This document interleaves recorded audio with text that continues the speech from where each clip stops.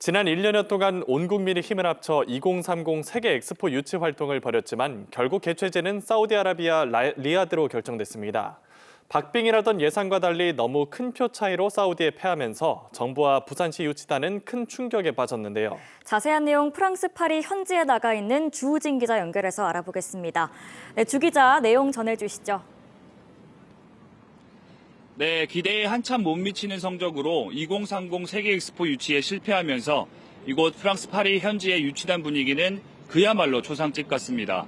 정부와 부산시 유치단은 공식 일정을 잡지 않은 채 짐을 꾸렸고 한국 시간으로 내일 새벽에 한국행 비행기에 오릅니다.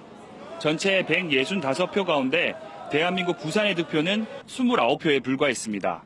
사우디아라비아 리야드가 전체의 3분의 1을 넘는 119표를 받아 1차 투표에서 바로 개최지로 선정됐습니다. 정부는 1차에서 70표 정도는 받을 것이라며 결선 투표까지 가는데 문제가 없다고 자신했지만 실제 득표는 기대의 절반에도 못 미쳤습니다. 총회장을 나오는 한덕수 총리와 박형준 시장의 표정에서 참담함이 그대로 묻어나기도 했습니다. 그동안 크게 공을 들인 아프리카와 태평양 도서국들까지 사우디에 몰표를 준 것으로 분석됩니다. 국민 여러분의 여러와 같은 그런 기대에 미치지 못해서 송구스럽고 그동안에 지원해 주신 것에 대해서 성원에 충분히 응답하지 못해서 대단히 죄송합니다. 사우디는 마지막 5차 PT에서까지 차관 제공 등을 약속하며 물량 공세를 폈고 130개 넘는 나라의 지지를 받았다며 노골적으로 표단속을 했습니다. 우리는 이에 맞서 박 시장이 부산의 매력을 알리고 지명도가 높은 반기문 전 유엔 총장이 부산 엑스포의 가치를 진정성 있게 알렸지만 결국 표심을 잡는 데 실패했습니다. 정부와 대기업 총수들이 BIE 대표들을 일일이 만나고 시민들은 파리까지 날아와 부산 엑스포를 외치는 등 마지막까지 혼신을 다했지만 5일머니를 넘지 못했습니다. 정치권, 경제계 또 시민사회 할 것 없이 한마음 한뜻으로 이제 열심히 유치를 위해서 노력해 왔는데 어떻게 보면 이제 그 결과가 우리가 예상했던 것보다는 훨씬 더 다른 부분이어서 아마 그런 부분들에서 또 에너지가 소진되는 이런 부분이 사실 가장 우려되는 부분들입니다. 부산시는 엑스포 제도전을 검토하겠다는 방침이지만 너무 큰 표 차이로 패배하면서 동력이 붙을지는 미지수입니다. 지금까지 프랑스 파리에서 KNN 주우진입니다. 어제 프랑스 파리에서 열린 2030 엑스포 유치전은 사실상 부산의 참패로 끝났습니다. 하지만 유치에 실패했다고 그동안의 질주에 마침표를 찍지는 않겠다는 게 파리 현지의 공통된 분위기였습니다. 파리에서 표준규 기자가 보도합니다. 1차 투표에서 현격한 표차로 사우디에 패배하면서 파리 현지 한국인들은 한동안 망연자실 할 말을 잊었습니다. 위로와 격려조차 잊은 채 총회장을 빠져나가는 모습은 그간의 유치 열기와 대조되면서 더욱 힘겨워 보였습니다. 하지만 이런 실망과 아쉬움과는 별개로 지금까지 유치전 동안 부산이 거둔 성과를 재평가하면서 이런 흐름을 이어가야 한다는 목소리도 나왔습니다. 무엇보다 대한민국 부산을 세계에 각인시키면서 관광과 마이스 산업 등 전반에서 도시 자체가 성장했습니다. 부산은 전 세계에 알려진 아주 아름다운 도시, 관광하고 싶은 도시로 알려져 있기 때문에 부산은 관광 이미지, 도시 이미지로서는 굉장히 좋은 성과를 거뒀다고 봅니다. 이걸 이어서 더욱 나아가서 부산이 세계의 중심이 되는 도시가 될 수 있고 대한민국의 이 도시가 되는 보기를 바라겠습니다. 특히 유치를 위해 빠르게 추진한 각종 플랫폼, 인프라 사업은 앞으로 100년 부산의 경쟁력이 될 전망입니다. 저희가 가덕도 신공항 조기 개항이라든지 산업은행 이전이라든지 또 북한 개발과 같은 부산의 미래가 걸린 사업들을 힘차게 추진할 수 있었습니다. 이 일은 조금 더 지체됨이 없이 또 변함없이 힘차게 추진이 돼야 될 것이고요. 이 부분에 대해서는 중앙정부도 특단의 대책을 강구할 것으로 알고 있습니다. 외적인 발전뿐 아니라 부산 시민들 내부에서도 유치 과정에서 눈에 보일 만큼 성장이 함께 이루어졌습니다. 노인과 바다, 수도권에 밀린 지방이라는 인식 대신 이제 글로벌 도시로 발돋움하고 있다는 걸 스스로 깨닫게 됐습니다. 엑스포를 유치하는 과정에서 전 세계 문제 그리고 글로벌 도시가 되기 위해서는 어떤 스탠다드에 맞춰야 되느냐, 시민들은 역량은 어떻게 높여야 되는가에 대한 시민 스스로의 의식, 그 세계 시민으로서의 의식도 많이 고양이 된 것 같습니다. 선뜻 받아들이기 힘든 패배. 하지만 그동안 유치전을 통해 달라진 부산이 조금씩 싹을 틔우고 있습니다. 이제 엑스포 유치전에서의 충격을 얼마나 빨리 떨쳐내고 또 다른 성장 동력, 새로운 발전 기회를 찾아내는 것이 부산시의 숙제로 남았습니다. 프랑스 파리에서 KNN 표준규입니다. 엑스포 유치는 다음을 기약하게 됐지만 부산 시민들의 열기는 그 어느 곳보다 뜨거웠습니다. 밤새도록 부산 곳곳에서 시민 응원전이 펼쳐졌는데 시민들은 아쉬움을 뒤로하고 뜨거운 박수를 보냈습니다. 보도에 조진욱 기자입니다. 신나는 노래와 함께 부산의 승리를 기원하는 깃발이 휘날립니다. 엑스포 개최국 선정을 기원하는 대규모 시민 응원전 모습입니다. 5시간 넘게 진행된 응원전에도 수백여 명의 시민들이 밤새 자리를 지키며 부산을 응원했습니다. 처음부터 반드시 성공할 거라는 의지가 확고했기 때문에 여기까지 온 것 같습니다. 오늘 이 자리에서 반드시 부산이 전 세계에 울려 퍼지길 기대합니다. 이처럼 열띤 응원전에도 리아드에게 압도적으로 패배하자 현장은 순식간에 차갑게 식었습니다. 아쉬움과 탄식이 교차했지만 시민들은 다음을 기약하며 뜨거운 박수를 보냈습니다. 정말 마음은 아프지만은 우리 부산 시민은 저력 있지 않습니까? 다시 한번 우리 힘을 내서 부산 저력을 보여줍시다. 이번 엑스포 도전이 전 세계에 부산을 알리는 좋은 기회가 된 건 분명합니다. 원래 서울 아는 사람들이 엄청 많았었는데 지금 엑스포 덕분에 이제 부산도 알고 계시는 분들이 엄청 많아지고 있어요. 이제 놀러 가고 싶다, 부산 바다 가고 싶다 하는 사람들도 많아지고 있어요. 부산 시민들의 응원전은 거리에서도 계속됐습니다. 영하에 가까운 강추위에도 서면 도심에는 시민들이 모여 부산 이즈 레드를 외치며 부산 유치를 응원하기도 했습니다. 부산 이즈! 부산 이즈!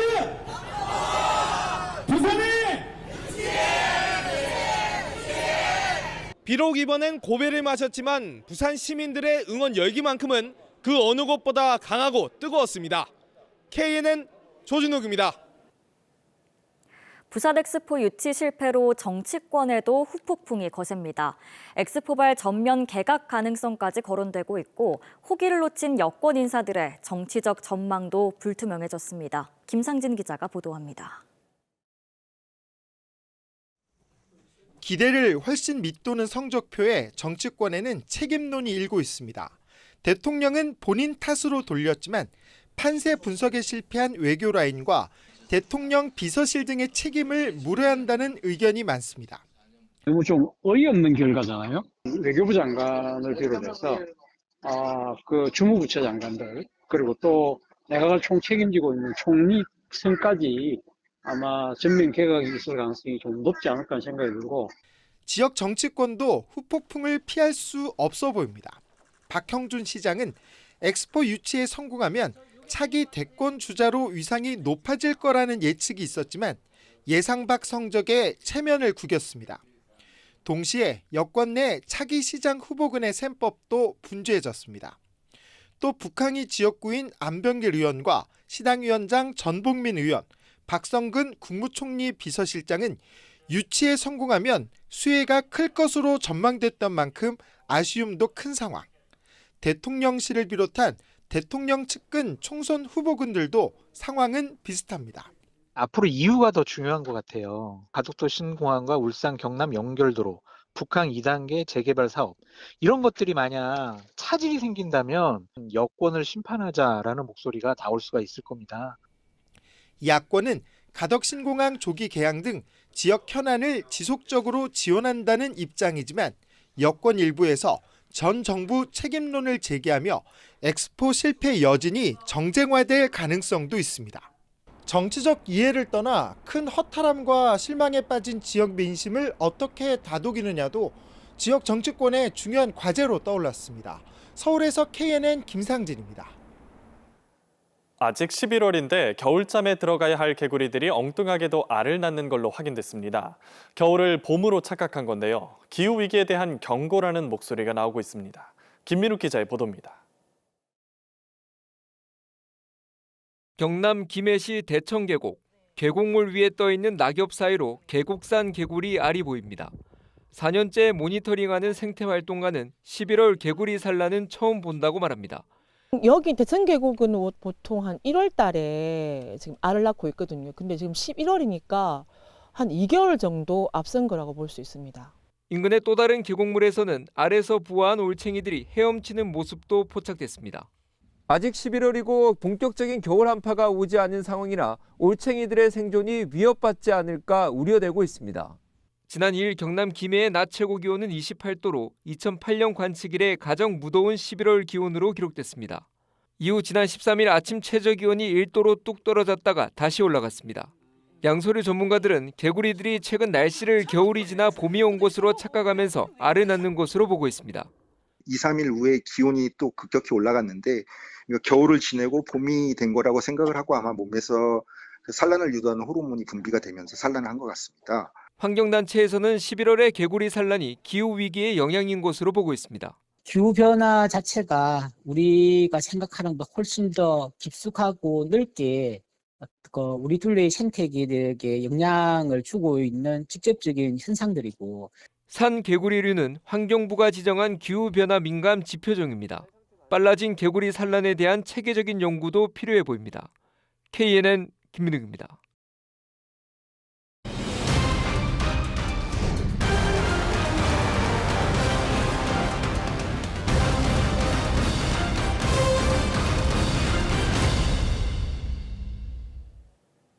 물공급 대안으로 오랫동안 거론되어 온 경남 지리산 덕산댐 건설이 다시 수면 위로 떠오를 조짐입니다. 수몰 대상 지역 주민들을 상대로 여론조사를 해보니 주민 4분의 3이 찬성한다는 결과가 나왔습니다. 보도에 정기영 기자입니다. 산청군 단선명 지리산 자락입니다. 덕천강을 막는 덕산댐 건설이 오랫동안 논의된 지역입니다. 예상되는 담수 규모는 약 11억 톤. 수몰 예상구역은 3,300여 세대입니다. 지리산 덕산댐 추진위원회가 의뢰한 수몰 지역 주민을 대상으로 한 설문조사 결과 76.4%가 찬성하는 것으로 나타났습니다. 경제적 보상과 관광자원 기대가 가장 큰 찬성 이유입니다. 지리산의 커다란 큰 산과 댐이라는 그 큰 호수, 그리고 케이블카, 대한민국뿐만 아니라 세계적인 관광지가 될 수 있는 밑바탕을 조성할 수 있다고 생각하고 있습니다. 하지만 고향을 지키고 싶다. 지리산 생태계가 파괴된다는 이유에 반대 주민도 많습니다. 지리산 덕산댐은 부산 식수원 공급의 대안으로 제시되고 있어 이에 대한 반발도 이어질 수 있습니다. 내년 총선에서 후보자들의 찬반 공약이 나올 수도 있습니다. 홍수 조절 문제라든지 이런 문제들 같은 경우는 이미 상당 정도 진보가 돼서 새로운 댐 건설이 실제로 꼭 필요할 만큼 이런 상황적인 어떤 납득 가능한 어떤 조건들은 사실 거의 없다고 생각이 좀 들고요. 주민 4분의 3가량의 찬성을 확인한 산청군과 군의회는 대응을 준비하고 있습니다. 군은 주민과 의회 의원들의 의견을 구체적으로 추가 확인한 뒤에 경남도와 환경부 등에 의견을 전달할 계획이라고 밝혔습니다. KNN 정경입니다. 낙동강 원수에서 유입되는 각종 유해 물질과 조류 유입 차단을 위해 부산시와 양산시가 공동으로 상생적 물이용을 위한 지방광역상수도 건설 업무 협약을 체결하고 취수시설 건설에 나섰습니다. 지방광역상수도 건설 사업은 그동안 환경부와 한국수자원공사 주도로 이뤄졌던 광역상수도 사업에서 벗어나 지자체 사이에 추진하는 전국 최초의 상생 모델입니다.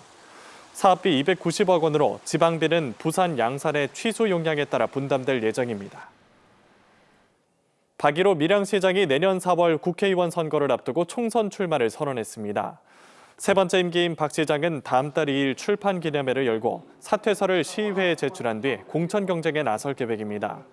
내년 총선 출마를 위한 현직 지자체장의 사퇴 시한은 다음 달 12일이며 출마를 위해 사퇴 의사를 밝힌 단체장은 이번이 처음입니다. 창원 성산구 양곡동에서 진해 석동을 잇는 국도 2호선 대체 우회도로가 내일 오후 개통됩니다. 길이 6.8km, 왕복 4차선인 이 우회도로는 지난 2013년 착공해 2,019억 원을 들여 공사가 진행됐습니다. 양곡과 석동을 잇는 도로의 개통으로 진해 시가지의 만성적인 교통 혼잡이 크게 해소될 전망입니다. 경남 지역 교사 70%가 갑질을 당했다는 설문 결과가 나왔습니다. 전교조 경남지부는 경남 지역 교사 1000여 명을 대상으로 한 온라인 설문에서 교사 70%가 최근 3년 동안 갑질을 당한 경험이 있다고 응답했으며 갑질의 대상은 교장 등 관리자, 학부모, 동료 교사 순으로 나타났다고 밝혔습니다. KNN 11월 시청자위원회가 오늘 열렸습니다. 시청자위원들은 복개천 독성물질 보도와 관련해 황화수소까지 검출됐다는 것은 심각한 문제라며 도심 하천에 대한 장기적인 대책이 필요하다는 의견을 밝혔습니다. 또 바다를 찾아온 청년들을 조명하고 있는 바다가 젊어진다 기획보도가 미니 다큐멘터리처럼 신선했으며 메가시티와 관련해서는 지역 이기주의가 아닌 전략적인 보도를 요청했습니다.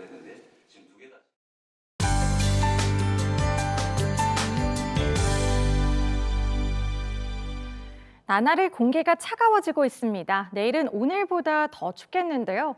부산은 영하 1도, 창원은 영하 2도, 거창은 영하 5도 선 보이겠습니다.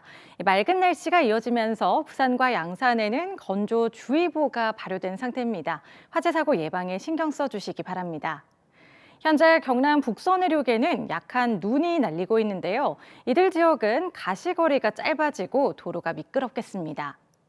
경기 북동부와 강원, 경북 산지에는 한파주의보가 내려져 있습니다. 동해안은 대기가 계속해서 건조하겠습니다.